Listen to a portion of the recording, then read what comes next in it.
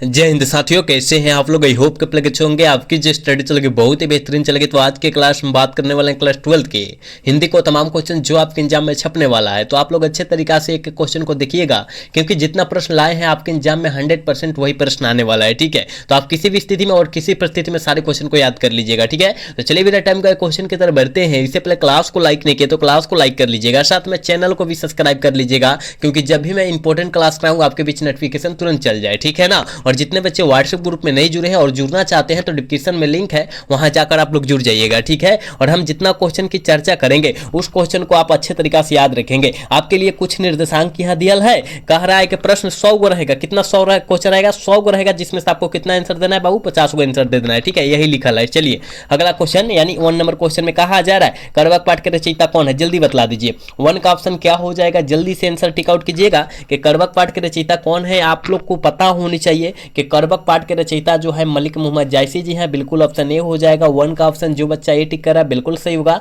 याद रखिएगा। ठीक है, नेक्स्ट क्वेश्चन की तरफ बात करते हैं बाबू। 2 नंबर क्वेश्चन में कहा जा रहा है ना, ओम प्रकाश वाल्मीकि को डॉक्टर अंबेडकर राष्ट्रीय पुरस्कार जो है कब दिया गया था? कब दिया गया था बाबू? तो याद रखिएगा 1993 ईस्वी में। जो बच्चा ऑप्शन बी मार रहा है ना, बिल्कुल सही हो जाएगा। ठीक है, ऑप्शन बी हो जाएगा। ठीक है, याद रखिएगा। हम जितना क्वेश्चन बाबू बतला रहे हैं उस क्वेश्चन को आप केवल याद रख लीजिएगा। ठीक है, एक बार सारे बच्चे क्लास को क्या कीजिए, लाइक कर लीजिए। ठीक है, सारे बच्चे क्लास को लाइक कर लीजिए और साथ में चैनल को क्या कर लेना है, सब्सक्राइब भी कर लेना है। ठीक है, चलिए अगला क्वेश्चन, यानी 3 नंबर क्वेश्चन में कहा जा रहा है ना, जूठन शीर्षक आत्मकथा के लेखक कौन है? जूठन शीर्षक आत्मकथा के लेखक जो हो जाएंगे वो कौन हो जाएंगे? ठीक है, आप सभी को पता है जूठन पाठ जो है एक प्रकार का दलित आत्मकथा है ना, लेकिन लेखक कौन है? तो आप कहेगा ओम प्रकाश वाल्मीकि जी हैं। बिल्कुल ऑप्शन बी हो जाएगा। 3 का करेक्ट भी होगा, याद रखिएगा। ठीक है, चलिए नेक्स्ट क्वेश्चन की तरफ बात करते हैं। और 4 नंबर क्वेश्चन में बाबू कहा जा रहा है ना, कहा जा रहा है खीर शब्द में कौन सा लिंग है? खीर जो है कौन सा लिंग का उदाहरण है? आप कहेगा सर खीर जो है स्त्रीलिंग रूप है। ठीक है ना, याद रखिएगा। ऑप्शन जो बच्चा ये टिक कर रहा है बिल्कुल सही होगा, याद रखना है। नेक्स्ट क्वेश्चन की तरफ बात करते हैं। और 5 नंबर क्वेश्चन में कहा जा रहा है ना, गंगा शब्द कौन सा लिंग है? देखिए गंगा जो है अगर लड़की का भी नाम होगा और बहने वाली गंगा की बात किया जाएगा तो भी क्या होगा, स्त्रीलिंग हो जाएगा। याद रखिएगा, लड़की का नाम हो या लड़का के नाम, सॉरी गंगा का नाम हो। ठीक है, तो यहाँ जो है गंगा शब्द जो है ना, ये जो है बहने वाली गंगा की बात किया जा रहा है। ठीक है ना, ये नाम के वाली गंगा की बात नहीं किया जा रहा है, तो स्त्रीलिंग रूप हो जाएगा। याद रखिएगा, ऑप्शन करेक्ट ए होगा, याद रखना है। चलिए नेक्स्ट क्वेश्चन, 6 नंबर क्वेश्चन का आंसर जल्दी बताइएगा। कहा जा रहा है वनरसी शब्द में कौन सा संज्ञा? वनरसी शब्द में जो है कौन सा संज्ञा का उदाहरण है? ठीक है, वनरसी नाम है और नाम के लिए व्यक्तिवाचक संज्ञा हो जाएगा। बिल्कुल ऑप्शन ए हो जाएगा, याद रखिएगा। 6 का करेक्ट ऑप्शन ए होगा, याद रखिएगा। ठीक है, चलिए नेक्स्ट क्वेश्चन 7 नंबर क्वेश्चन में कहा जा रहा है ना, अर्थ के विचार से संज्ञा के कितने प्रकार होते हैं? संज्ञा के कितने प्रकार होते हैं अर्थ के विचार के अनुसार? ठीक है, आप कहेगा सर हमको पता है संज्ञा के 5 भेद होता है। कितना? 5 गो भेद होता है बाबू। ठीक है, याद रखिएगा 5 भेद होता है। ऑप्शन सी हो जाएगा, याद रखिएगा। 7 का ऑप्शन सी होगा, याद रखिएगा।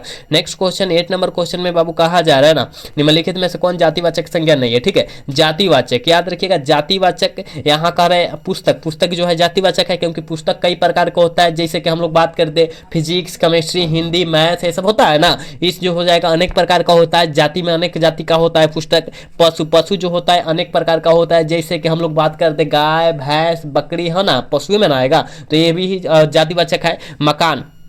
मकान बाबू कई प्रकार का होता है, बड़ा, छोटा, 2 तला, 1 तला, 3 तला होता है ना, तो ये भी जो होता है जातिवाचक है। लेकिन यहाँ पर आगरा जो है ना, आगरा नाम है। क्या है? आगरा नाम है और नाम के लिए क्या होगा, व्यक्तिवाचक हो जाएगा, याद रखिएगा। ऑप्शन डी सही हो जाएगा इसका। ठीक है, चलिए 9 नंबर क्वेश्चन का आंसर जल्दी बताइएगा क्या होगा।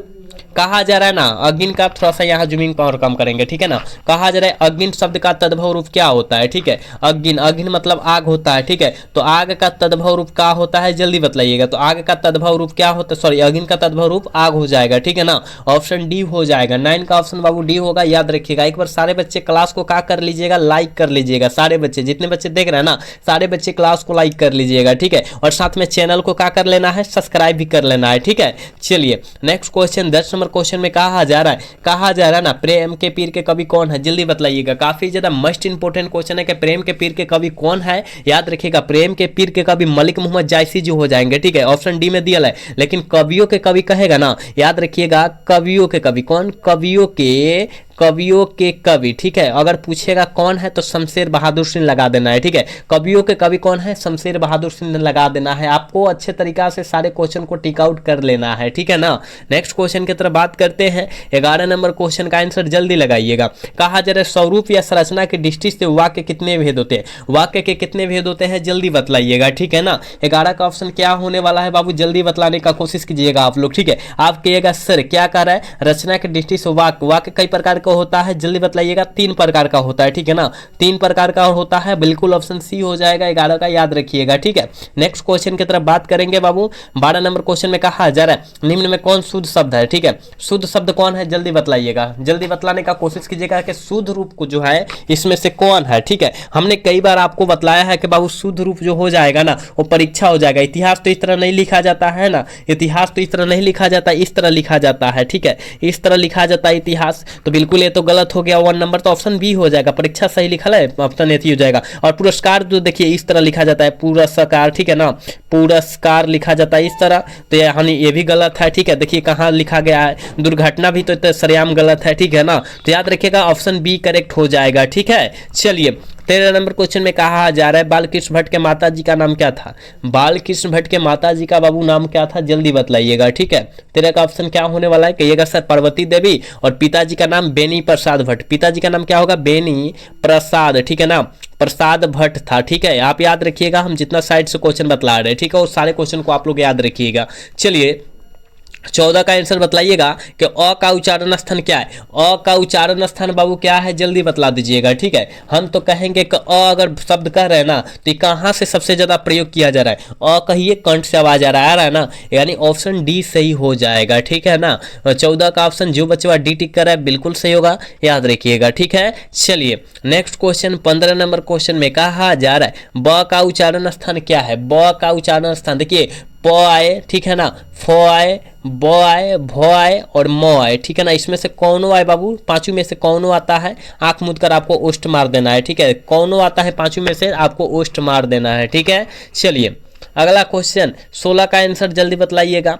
कहा जा रहा है ना कि बालकृष्ण भट्ट बातचीत के माध्यम से क्या बतलाना चाहते हैं, बालकृष्ण भट्ट जी बातचीत के माध्यम से बातचीत की शैली बतलाना चाहते हैं, बिल्कुल ऑप्शन ए वाला जो बच्चा टिक कर रहा है बिल्कुल सही हो जाएगा 16 का, ठीक है ना। चलिए नेक्स्ट क्वेश्चन 17 नंबर क्वेश्चन में कहा जा रहा है बोधासीन किस कहानी का पत्र है, जल्दी बतला दीजिएगा बाबू, ठीक है। बहुत इंपॉर्टेंट क्वेश्चन है, जल्दी बतलाइएगा कि बोधासीन किस कहानी की पत्र है, तो आप कहिएगा सर उसने कहा था कहानी के पत्र बोधासीन है, बिल्कुल ऑप्शन सी हो जाएगा। 17 का ऑप्शन जो बच्चा सी टिक कर रहा है बिल्कुल सही होगा, ठीक है ना।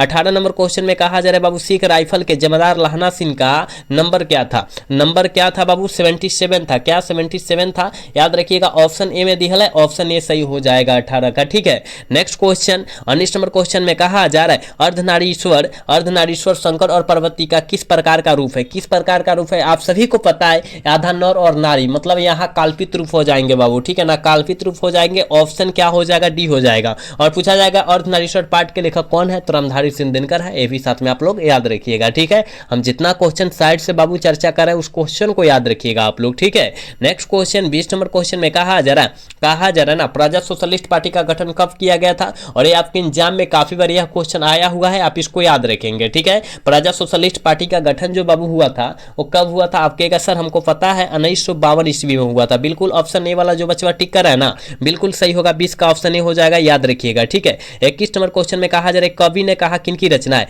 कवि ने कहा किनकी रचना है, जल्दी बतलाइएगा, ठीक है। आप कहेगा कवि ने कहा किनकी रचना है, ज्ञानेंद्र पति जी की रचना है, बिल्कुल ऑप्शन ए हो जाएगा, याद रखिएगा। 21 का ऑप्शन जो बच्चा ए टिक कर रहा है बिल्कुल सही हो जाएगा, याद रखिएगा। और ज्ञानेंद्र पति जी कौन से पाठ को लिखे हैं, गांव का घर पाठ को जो है ज्ञानेंद्र पति लिखे हुए, आप इसको भी याद रखिएगा, ठीक है। चलिए 22 का आंसर जल्दी बतलाइएगा। अशोक वाजपेयी किस काल के कवि माने जाते हैं, सारे बच्चे को पता होगा, शायद हम कल के क्लास में यह क्वेश्चन करा भी दिए हैं कि अशोक वाजपेयी जी जो है किस काल के कवि माने जाते हैं, कहिएगा सर आधुनिक काल के, कल के ही तो क्लास में कराया गया यह क्वेश्चन, याद रखिएगा, ठीक है। चलिए 23 नंबर क्वेश्चन में कहा जा रहा है ज्ञानेंद्र पति का काव्य नाटक कौन है, ज्ञानेंद्र पति का काव्य नाटक जो है कौन है, कहिएगा सर एक चक्र नगरी, याद रखिएगा एक चक्र नगरी जो है ज्ञानेंद्र पति जी की रचना है, आप याद रखिएगा बाबू, सारे क्वेश्चन को याद रखिएगा। हम जितना क्वेश्चन गैस करके करा रहे ना, आपके एग्जाम में आने वाला क्वेश्चन है, ठीक है। तो इस सारे क्वेश्चन को आप लोग याद रखिएगा। चलिए यहाँ 24 नंबर क्वेश्चन में कहा जा रहा है ज्ञानेंद्र पति का जन्म कब हुआ था। ज्ञानेंद्र पति का बाबू जन्म जो हुआ था कब हुआ था, जल्दी बतलाइएगा आप लोग, ठीक है।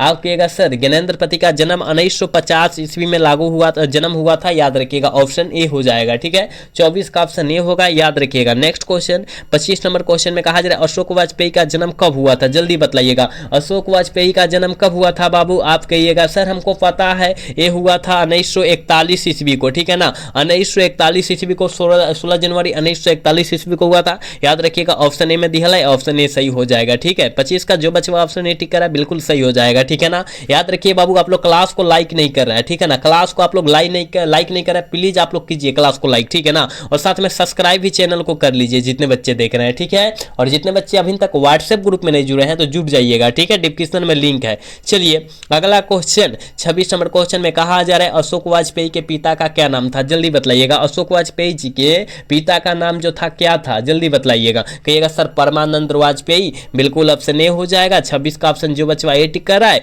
बिल्कुल सही होगा, याद रखिएगा, ठीक है। नेक्स्ट क्वेश्चन 27 नंबर क्वेश्चन में कहा जा रहा है दीवार में एक खिड़की रहती थी, पाठ की कौन सी विद्या है। दीवार में खिड़की रहती थी, पाठ की कौन सी विद्या है, जल्दी बतलाइएगा। आप कहिएगा सर हमको पता है यह जो है उपन्यास है, बिल्कुल ऑप्शन ए हो जाएगा। 27 का ऑप्शन ए होगा, याद रखिएगा। नेक्स्ट क्वेश्चन की तरफ बात करते हैं बाबू। 28 नंबर क्वेश्चन में कहा जा रहा है विनोद कुमार शुक्ल का निवास स्थान कहाँ है। आप सभी को पता है कि विनोद कुमार शुक्ल जी का निवास स्थान जो है रायपुर, और रायपुर जो पड़ता है छत्तीसगढ़ में पड़ता है, बिल्कुल ऑप्शन ए वाला करेक्ट हो जाएगा। 28 का जो बचवा ए टिक कर रहा है बिल्कुल सही होगा, याद रखिएगा, ठीक है। चलिए 29 का आंसर जल्दी बतलाइएगा। कहा जा रहा है रघुवीर सहाय की किस रचना पर साहित्य अकादमी पुरस्कार प्राप्त हुआ था, किस रचना पर प्राप्त हुआ था। आपके अगर लोग भूल गए बाबू ऑप्शन करेक्ट ए हो जाएगा, ठीक है। हम जितना क्वेश्चन आपके बीच परोस रहे करा रहे ना, काफी ज्यादा बेहतरीन क्वेश्चन है, तो आप इस क्वेश्चन को याद रखने का कोशिश करेंगे आप लोग, ठीक है ना। नेक्स्ट क्वेश्चन की तरफ बात करते हैं और 31 नंबर क्वेश्चन में कहा जा रहा है गजानन माधव मुक्तिबोध की रचना निम्नलिखित में से कौन है। माधव जी की, गजानन माधव मुक्तिबोध जी की कौन सी रचना है। आप किएगा हार पुत्र वियोग सुभद्रा कुमारी चौहान जी की रचना है, हार जीत अशोक वाजपेयी जी की रचना है। अब तो कहेंगे कि नहीं पता है, चांद का मुंह टेढ़ा, ये जो है गजानन माधव मुक्ति बोध जी की रचना है, बिल्कुल ऑप्शन सी हो जाएगा। 30 का याद रखिएगा, 30 का ऑप्शन सी होगा, याद रखिएगा। और कविता के नए प्रतिमान जो है नामवर सिंह के लिखा हुआ है कविता, ठीक है, याद रखिएगा। हम जितना क्वेश्चन साइड से बतला रहे ना, इस सारे क्वेश्चन को आप लोग याद रखिएगा, ठीक है। चलिए इसका आंसर जल्दी बतलाइएगा, क्या होने वाला है। कह रहा है ना कि नए साहित्य का शब्द शास्त्र के लेखक कौन है, नए साहित्य का दलित नहीं कर रहा है बाबू, यहाँ दलित नहीं कहा जा रहा है, नए कहा जा रहा है। तो गजानन माधव मुक्तिबोध जी मार देंगे। अगर दलित साहित्य का शब्द शास्त्र के लेखक कहेगा तब ओम प्रकाश वाल्मीकि जी मारेंगे, दोनों याद रखिएगा। दलित कहेगा तो ओम प्रकाश वाल्मीकि जी, नए कहेगा तो गजानन माधव मुक्तिबोध जी, ठीक है, दोनों याद रखिएगा, यानी ऑप्शन बी हो जाएगा यहाँ, ठीक है। चलिए 32 का आंसर जल्दी बतलाइएगा। कहा जा रहा है शमशेर बहादुर सिंह की पत्नी का क्या नाम था। शमशेर बहादुर सिंह की पत्नी का जो नाम हुआ था बाबू क्या था, तो कर्म देवी है ना, कर्म देवी बिल्कुल नहीं, धर्म देवी, याद रखिएगा। कर्म देवी कैसे होगा, धर्म देवी होगा। चलिए 33 का ऑप्शन बतलाइएगा कि इतने पास आने पाठ की प्रकाशन हुआ था, पाठ का प्रकाशन कब हुआ था। इतने पास आने में जो है इस पाठ का जो है प्रकाशन बाबू कब हुआ था। आपके सर 1980 ईस्वी में हुआ था, बिल्कुल ऑप्शन क्या हो जाएगा, सी हो जाएगा। 33 का ऑप्शन सी हो जाएगा, याद रखिएगा। 34 नंबर क्वेश्चन में कहा जा रहा है सुभद्रा कुमारी चौहान का निधन कब हुआ था। सुभद्रा कुमारी चौहान का निधन जो हुआ था बाबू कब हुआ था, जल्दी बतला दीजिएगा। 34 का जो ऑप्शन हो जाएगा ना, याद रखिएगा 15 फरवरी 1948। अगर जन्म की बात कर दे बाबू, जन्म की बात कर दे तो 16 अगस्त 1904 ईस्वी को जन्म हुआ था, याद रखिएगा। और 15 फरवरी 1948 को निधन हो चुका था। और पूछा जाएगा कि निधन जो हुआ था कैसे हुआ था, तो कार दुर्घटना में हुआ था, याद रखिएगा, ठीक है ना, याद रखिएगा। दोनों क्वेश्चन याद रखिएगा। तो निधन पूछा है, ऑप्शन बी वाला सही कर लीजिएगा, ठीक है। चलिए 35 का ऑप्शन बतलाइएगा। त्रिधारा किनकी रचना है। त्रिधारा जो है बाबू किनकी रचना है, जल्दी बतलाइएगा। सर त्रिधारा सुभद्रा कुमारी चौहान मारिएगा, ठीक है, ऑप्शन करेक्ट बी हो जाएगा, ठीक है ना। 35 का ऑप्शन जो बचवा बी टिक कर रहा है बिल्कुल सही होगा, याद रखिएगा। 36 नंबर क्वेश्चन में कहा जा रहा है हिंदी साहित्य के विकास में अपभ्रंग का योग पुस्तक किसने लिखी है। अपभ्रंग का योग पुस्तक जो है किनके द्वारा लिखा गया है, आपके सर नामवर सिंह के द्वारा लिखा गया है, बिल्कुल ऑप्शन ए हो जाएगा 36 का, याद रखिएगा। 37 नंबर क्वेश्चन में कहा जा रहा है इंद्रजाल कथा संग्रह के लेखक कौन है। इंद्रजाल कथा संग्रह के लेखक जो हो जाएंगे कौन हो जाएंगे, जयशंकर प्रसाद जी हो जाएंगे, बिल्कुल ऑप्शन ए हो जाएगा 37 का, याद रखिएगा। 38 नंबर क्वेश्चन का आंसर जल्दी टिक आउट कीजिएगा। कहा जाए जयशंकर प्रसाद का जन्म स्थान है, जयशंकर प्रसाद का जन्म स्थान कहाँ है? कहिएगा सर वाराणसी में है। ठीक है, ऑप्शन क्या होगा? ए हो जाएगा। 39 का आंसर बतलाइएगा क्या होने वाला है। कहा जा रहा है कामयानी कब प्रकाशित हुआ था? कामयानी पाठ जो है बाबू, ये जो है कब प्रकाशित हुआ था? तो 1936 ईस्वी में। जो बचवा टिक कर रहा ना, बिल्कुल सही हो जाएगा, ये ऑप्शन हो जाएगा। ठीक है, चलिए 40 का आंसर जल्दी बतलाइएगा। कहा जा रहा है निम्नलिखित में से कौन सी रचना भूषण की है? बाबू भूषण जी की रचना जो है इनमें से कौन सी है? ठीक है, आप कहिएगा सर भूषण हजारा और भूषण उल्लास दोनों है बाबू। ठीक है ना, ऑप्शन सी हो जाएगा। ठीक है ना, ऑप्शन 40 का जो बचवा सी टिक कर रहा है बिल्कुल सही होगा, याद रखिएगा। नेक्स्ट क्वेश्चन की तरफ बात करते हैं, और यहाँ पर जो है 41 नंबर क्वेश्चन में कहा जा रहा है कि भूषण का जन्म कब हुआ था? भूषण जी का जन्म जो हुआ था बाबू कब हुआ था? जल्दी बतलाइएगा। ठीक है, बतला दीजिए कि भूषण जी का जन्म कब हुआ था। आपके एक भूषण जी के हमको पता है कि सर ये जो हुआ था ना, याद रखिएगा 1613 ईस्वी में। ठीक है, 1613 ईस्वी में क्या हुआ था? जन्म हुआ था। लेकिन यहाँ पर बाबू निधन की बात कर दे, निधन मतलब क्या होता है? मृत्यु। और मृत्यु कब हुआ था? याद रखिएगा 1715 ईस्वी मारिएगा। ठीक है, 1715 ईस्वी आप लोग टिक आउट कीजिएगा, याद रखिएगा। ठीक है, निधन 1715 और जन्म जो हुआ था 1613 ईस्वी में, याद रखिएगा। ठीक है, चलिएगा यहाँ 42 का आंसर बतलाइएगा। नाभादास की रचना कौन नहीं है? ठीक है, नाभादास की रचना इनमें से कौन नहीं है? आप कहेगा सर गीतावली जो है तुलसीदास जी की रचना है, इसलिए ऑप्शन डी वाला सही हो जाएगा। ठीक है ना, याद रखिएगा अष्टयाम, भक्तमाल और छप्य ये नाभादास जी की रचना है, आप याद रखिएगा। ठीक है ना, बहुत इंपॉर्टेंट है सारे क्वेश्चन है, जितना हम क्वेश्चन बतला रहे ना सारे क्वेश्चन को आप लोग किसी भी स्थिति में याद रखने का कोशिश कीजिएगा। ठीक है, चलिएगा 43 नंबर क्वेश्चन का बीजक का रचयिता कौन है बाबू? जल्दी बताइएगा बीजक का रचयिता कौन है? ठीक है, आप कहेगा सर कबीर दास है, बीजक का रचयिता कबीर दास जी हो जाएंगे, बिल्कुल ऑप्शन बी हो जाएंगे।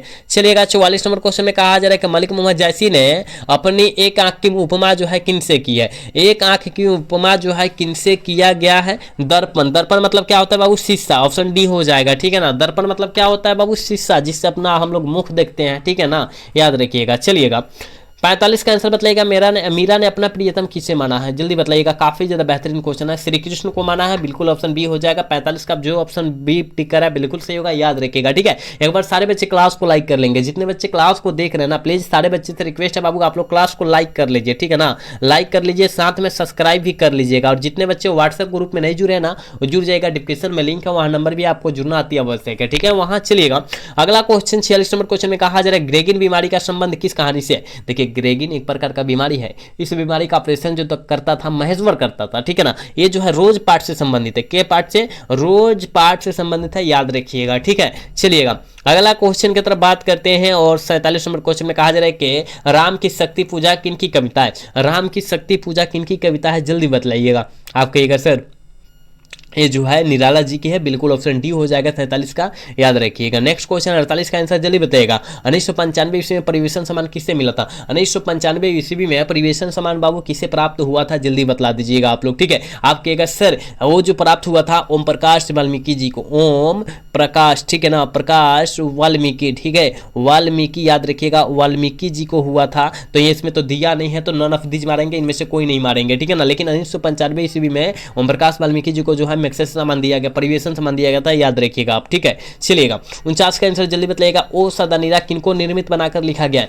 ओ सदानीरा बाबू किनको निर्मित बनाकर लिखा गया है? सारे बच्चे को पता है, गंडक नदी को जो है ना निर्मित बनाकर लिखा गया है ओ सदानीरा पाठ को। ठीक है, याद रखिएगा। ओ सदानीरा पाठ के लेखक कौन है? जगदीश चंद्र माथुर है, ये भी साथ में याद रखिएगा। चलिए आज के क्लास के लास्ट क्वेश्चन है बाबू, कहा जा रहा है संस्कृत के 4 अध्याय कब प्रकाशित हुआ था? संस्कृत के 4 अध्याय का दिया ना, यानी अर्धनारीश्वर की पाठ किया जा रहा है, बात किया जा रहा है। ठीक है ना, संस्कृत के 4 अध्याय की बात करेगा तो अर्धनारीश्वर पाठ की बात कर रहा है। तो याद रखिएगा यह पाठ जो है कब प्रकाशित हुआ था? याद रखिएगा 1956 ईस्वी में हुआ था। ठीक है ना, और संस्कृत के 4 अध्याय किनका लिखा हुआ है? रामधारी सिंह दिनकर का, याद रखिएगा ये भी आप लोग साथ में। ठीक है ना, तो हमने 50 क्वेश्चन आपके बीच तमाम क्वेश्चन कराए जो आपके एग्जाम में छपने वाला है। बाबू आप लोग अच्छे तरीके से सारे क्वेश्चन को याद कर लीजिएगा, एक भी क्वेश्चन को मत छोड़िएगा, नहीं तो आपके एग्जाम में यही सारे क्वेश्चन टकराने वाले हैं। ठीक है ना, तो आज का क्लास जो है कैसा लगा? अगर अच्छा लगा होगा तो चैनल को सब्सक्राइब और वीडियो को लाइक करना भूलिएगा। मिलेंगे अगला सेशन में। जय हिंद, जय भारत, टाटा, बाय बाय।